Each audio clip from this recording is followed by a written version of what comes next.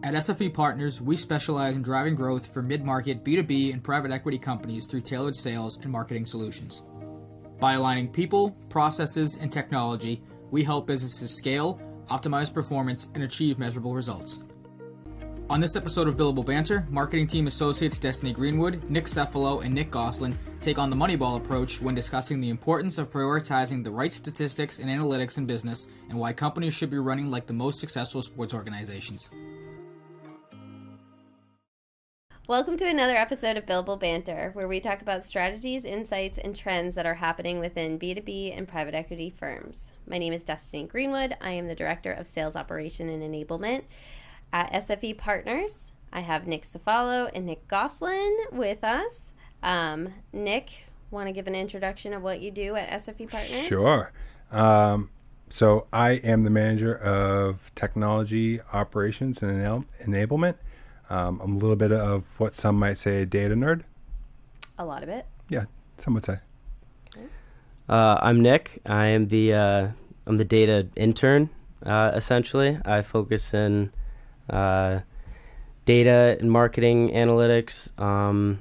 Really trying to optimize your laptop, our brands, or our brand. So we have two data nerds with us today.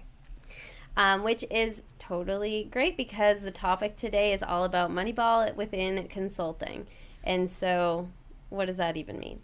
And our favorite topic is sports. Nick loves sports and knows everything about it. Nick's the follow. Yep. I know nothing about sports except for people play them. Really, that's about the extent of it. Yep. Here we are. We're making up a lot of terms today. Good luck. We can make a game out of it, maybe. Ooh, for every wrong term. Yeah, all right. All right. So with this concept, we were talking about how in sports, everything is tracked. Every metric is tracked, whether it's baseball, it's hits and runs and different things. Look at me knowing different sports. That was all I knew, and you just stole it. So I know. Awesome. Thank you. It's because you said it. Yeah. But within sports teams, everything is measured so that the owners can forecast and predict specific outcomes based on different outliers and things that are happening within the environment with the specific player, anything like that. But why haven't businesses been able to do that? And now more than ever, businesses have all this different technology where we see a lot of the times they have too much technology and no one knows where the source of truth is. And yes, there won't be one source of truth. We shoot for one source of truth, but we've been there with the organizations. A lot of the times it is dispersed and it's very siloed, where that's when we typically will get a call and say, we need help connecting all of these pieces so we can make better data-driven decisions. So with that being said, our data nerds are going to be our subject matter experts for today. Sports, perfect, yeah. Yes, for sports. But one really strong stat that Nick found about data and connecting in analytics was... So companies that leverage multi-source intent data in go-to-market strategies see 25% higher pipeline conversion rates, which is huge and drives profits even more. And so for anyone that maybe doesn't understand that or is just really trying to understand how we're connecting all of those pieces, the go-to-market strategy, you really have to understand the buyer persona. You need to understand how many touches, how many times the sales person has to have activities, what your marketing team is doing, all the way to your customer success and post-sale. So when we go into clients, we typically, especially when we're being brought in to whether look at a CRM or understand if the sales team is going after the right targets or different things like that, what are some common opportunities that we usually find for companies to help grow their revenue? Yeah, so a lot of it would be probably, activity tracking, especially with, sales and marketing activities. When we're thinking about sports, again, you can usually recite, people's batting averages, shooting percentages, how fast and far somebody can run. And even fans can, almost off the top of their head recite these numbers. But yet in business, you don't know how many calls your sales reps are making in a day, in a week. You don't know how many outreaches are happening. You know how many emails, are being sent and the open rates that are happening on them. You're lacking that kind of insight of your team and what they're doing for activities. And it's kind of hurting you to make the proper decisions going forward based off of, what's working and what's not working. So you're saying that companies should be measuring every activity that the salesperson is doing in order to make more data-driven decisions versus instinctual decisions. And that will help with forecasting. It'll help with all of these things.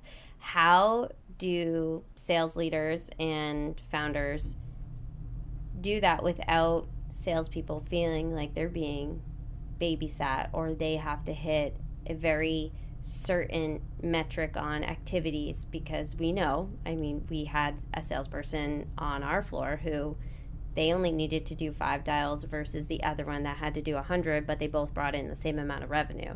Clearly the activities weighs in, but everybody is a little bit different. And we all know that salespeople, considering that at one point we were all salespeople at one point in our career, we don't like a lot of fine rules. Salespeople usually like to run a little bit wild. They're a little bit, a little bit more high maintenance. We don't like to feel like we're being micromanaged. We want to feel like we have control. How do companies put that in place without salespeople feeling they're being micromanaged, but the company getting what they need out of the data? So I would say it's all about how you position it. If you're just going to go in and say, hey, starting now, you need to track how many phone calls you make. You need to track how many emails you make. Salespeople and, even marketing, if we're talking about like some of the marketing analytics, just very protective of the time. We have a lot going on.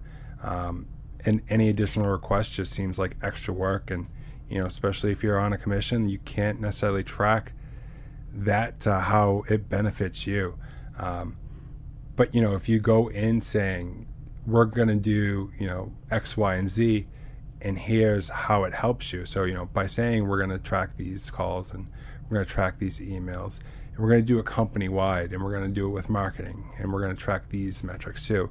You can start to say like, hey, once we all work as one team and we start tracking all these metrics, we can start getting better information. So once marketing starts understanding better what's working when they're outreaching to people, sales are going to get better leads. And when you get better leads, you're not going to have to spend as many time kind of chasing down leads that aren't as good. You're going to be able to get a better, list of who you should be reaching out to, because marketing has been able to improve.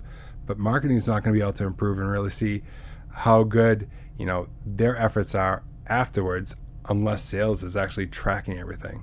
And then they get like that full picture of, where the, help me out on this one. Disconnect is. Thank you.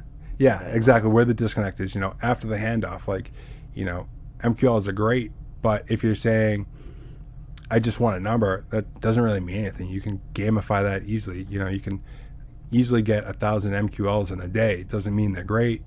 And in fact, you probably just wasting your salespeople time by handing them 1,000, of these leads. Whereas if we're actually looking at the quality of these leads, opposed to the quantity, it creates a lot more value and it frees up a lot more time for everybody. But again, you can't properly get an understanding of it unless everybody's putting in that effort and tracking all the metrics properly.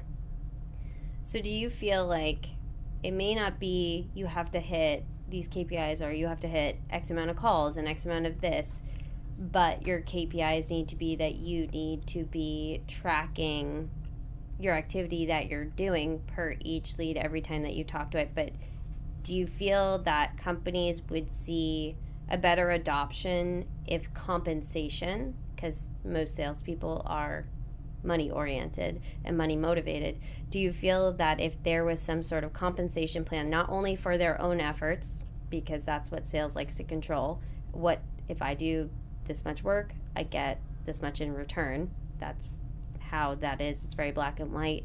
But if companies started to look at it as, if your compensation is also tied to, say, the marketing team or the customer success team as a whole, and that increases, margin or profitability or however the company's success, not just that individual success is, and that had its own comp plan or bonus plan, do you feel that adoption rates would be higher for sales, or do you feel that it would cause more chaos between all of the teams if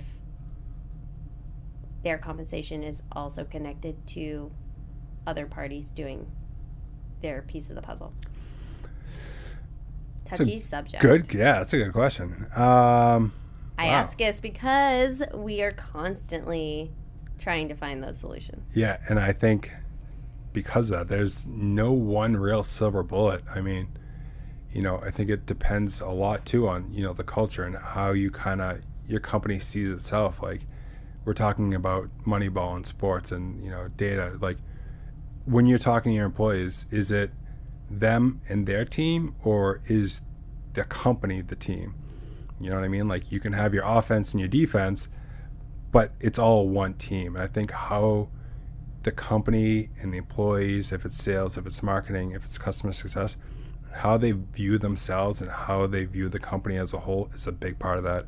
I think, once you start seeing that, your efforts help out everybody else, that is a big factor, especially when you're starting to drive compensation behind it.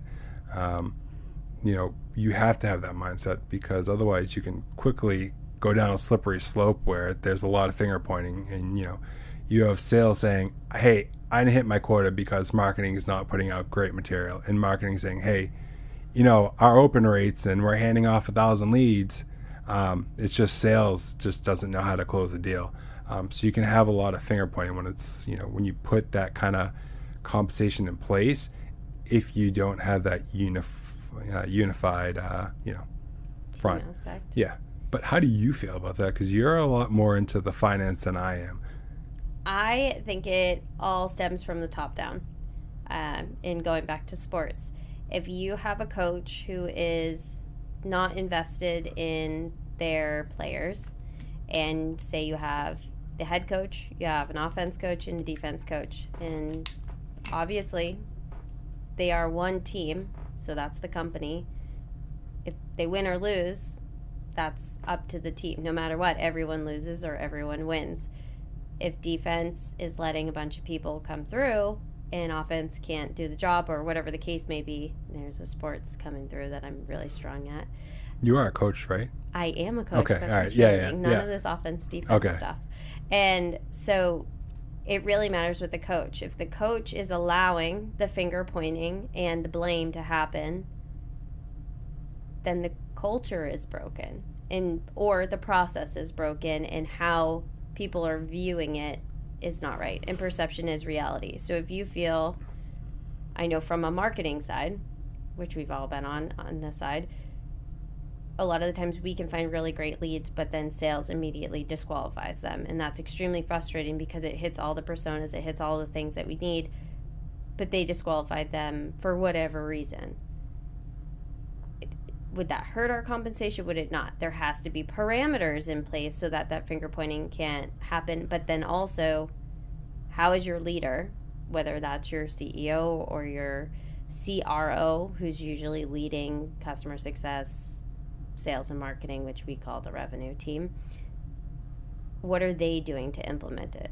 So the importance really being on that person to really set the tone, and not set the tone of this is what you're going to do and this is how, but the why behind it.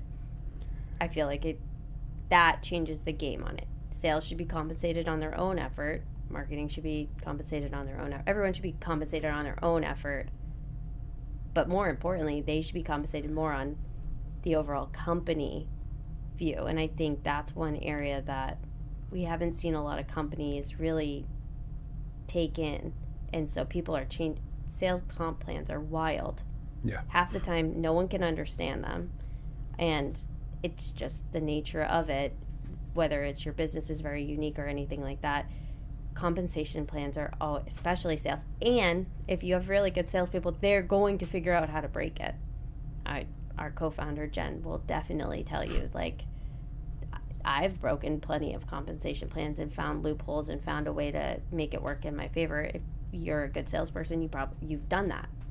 So how do you get, I guess the biggest problem that we see is finding that person Well, and I think to lead it. And I think too, before we go there, is you made an interesting point that kind of circles back to, the activities, is that when you're saying about marketing and, the personas and this and that were made that, marketing might have used, is that, without the proper data that's being entered into the system and being tracked by your team, like those personas aren't going to be accurate. So yeah, marketing is going to have a problem with them. And as a result, sales is going to have a problem with them. So, that's a really good call out that, these, decisions should be made based off of your data, your information, based off of, your past successes and failures. And if you're not tracking and entering the information every step of the way, you're not going to get what you want out, garbage in, garbage out. And that goes to more of your marketing analytics side of things, where we see a lot of people who are measuring, you got X amount of impressions on your website. That's great. Where if you, and throwing out just whole numbers because this is a low number, but you got 1,000 people hit your website today, but 999 of them are irrelevant. How do you figure out, and how do you change that, and how do you use that data?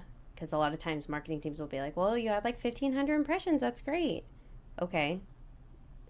How many times have private equity firms been like, I don't care? I know that our CEOs say, I don't care. How many people filled out a contact form? That's the number that we care about. So really understanding which data is important to lead the conversation, but getting everyone on the same page, I think, is also from the different teams and from the silos and the breaks. If they don't agree that this persona is the right one, if sales and marketing don't agree, ooh, there goes my mic. Sales and marketing don't agree on the persona, there is going to be a disconnect and there is going to be finger pointing. But again, that goes from that top down. Who is your customer? Why are they important? And are you using marketing analytics and people to really break that out and garbage in, garbage out? If you can't measure the buyer journey from the first touch to the close and everything that happened in between, you're doing it with a blindfold. Yeah. And you're guessing. And a lot of CEOs will say, I want 1,000 MQLs this month. I can give you 1,000 MQLs, but if that only equals to 2 SALs and 1 SQL, and your sales team didn't get it over the line, those don't matter. And I think you kind of touched on a really good point that allows us to go back to my favorite subject that I'm an expert at is sports. Is that I've been to probably 3 sporting events in person, and I've noticed that in all of those times is that teams have their playbooks. When you go to an NFL game, they have their tablets or whatever it is on the sideline, and in real time they're reviewing information and data and they're tweaking as they go. Too many times we see that there is no playbook, there is no strategic playbook, there is no roadmap. It's just kind of almost impulse, go by feeling. You see 1,000 leads coming, you just think, awesome, we had 1,000 visitors. Why are we only getting the one out of your example of with the whole numbers? We won't even get into trade shows. Yeah, we're not. It's a whole nother conversation. But yeah, again, sports team have this. They have these playbooks. If this happens, then we do this. If X and Y happen, then we do Z. Whatever it might be. But businesses, just, a lot of times they don't have that because they don't have, not only the data but also the structure and that supports the data to be able to make those kind of playbooks to help fuel those decisions. And at the same time, like I said, I noticed with the tablets on the sidelines, like they're going through in real time and they're seeing not just what didn't work, but what did work. And then how can we use this again? How can we change this so that, it works better for the next time? Constantly improving and trying to evolve. And we need to kind of, we as in companies, business, we need to look at those sports approach and be like, even when things are great, let's look at it in real time and kind of get an understanding of why things are great. What's marketing doing right now that's, winning? What's sales doing that's winning? Where's the common ground between these? How is sales supporting these leads that are coming in from marketing? And, how is sales, dealing with these leads that are coming in from marketing, and just really getting the full picture. And then, again, going back to sports is where, it doesn't just end there. Although I don't watch sports, I used to play a lot of sports. So I know, like, one of the most informative days for learning was the day after.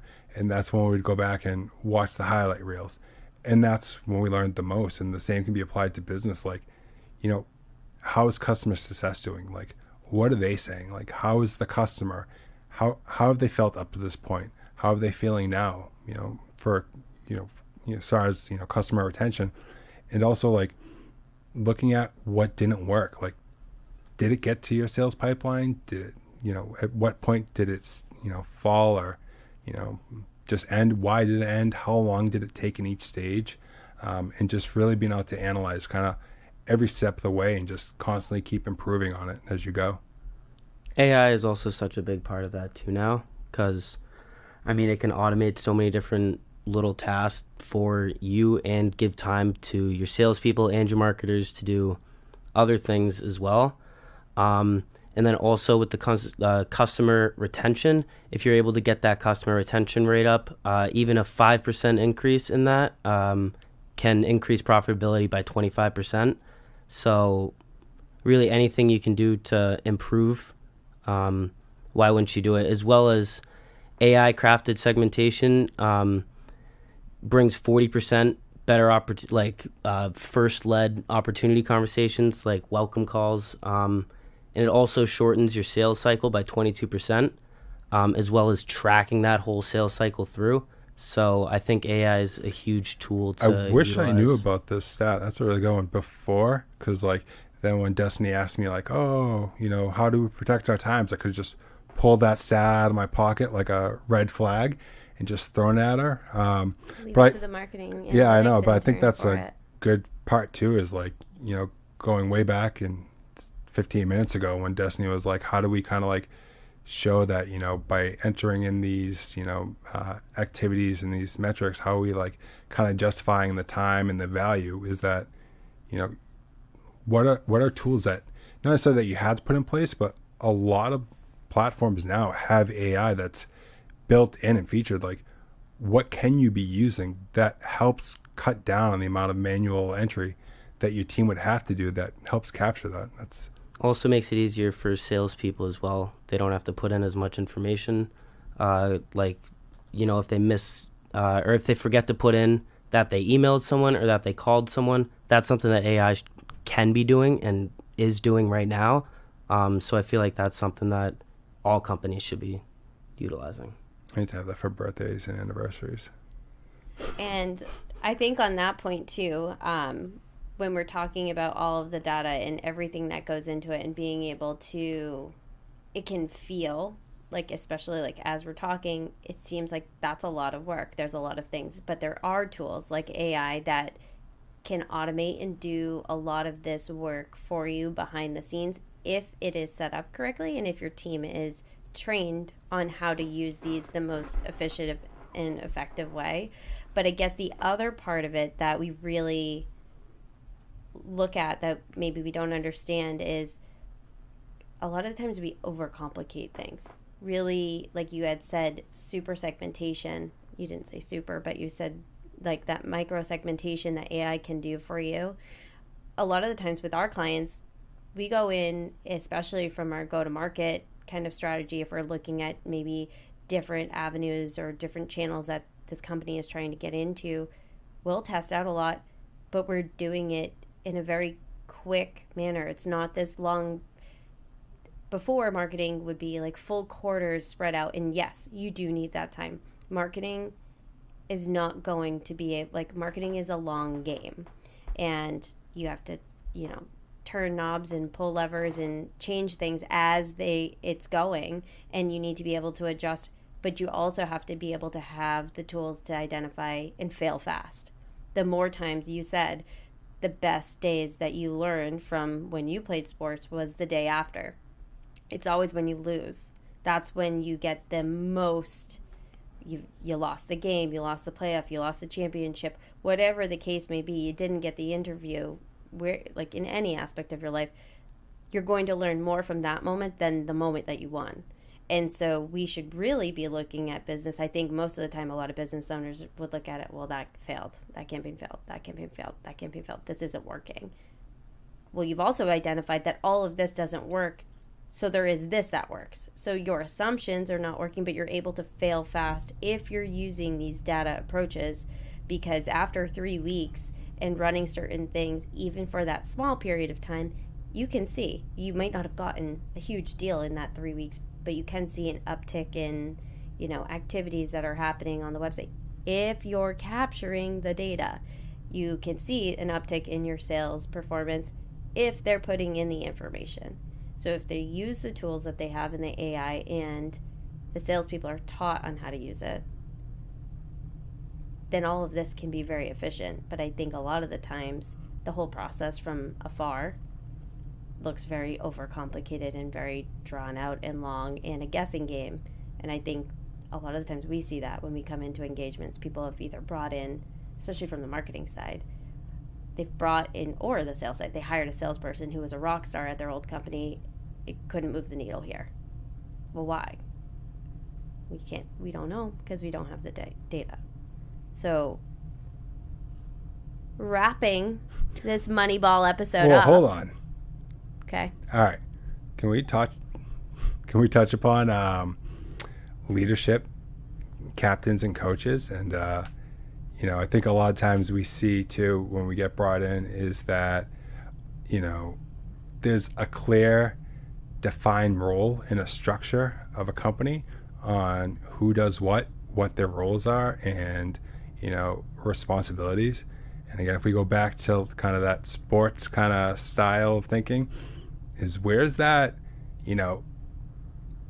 pump, where's that, like, coach comes in, the captains come in, they know they're responsible for hyping their team up, for the visualization exercises to get the team in that mindset and to have them go out and do what needs to do. And if they don't, the captains will hammer down on the players. If stuff happens, then the captains hear from the coaches. But like that kind of energy, that accountability, and like the visualization is such a powerful tool, and it's not there in a lot of the businesses that we see. There's kind of like I don't know, yeah, I guess that would be their responsibility kind of type of attitude. And the way it's said too is just like that. It's kind of like whatever, but there's not always that like energy and that passion. And again, especially when it comes to sales, like when you're talking to a potential client, that energy is something that can be felt, and it needs to come from somewhere. And if your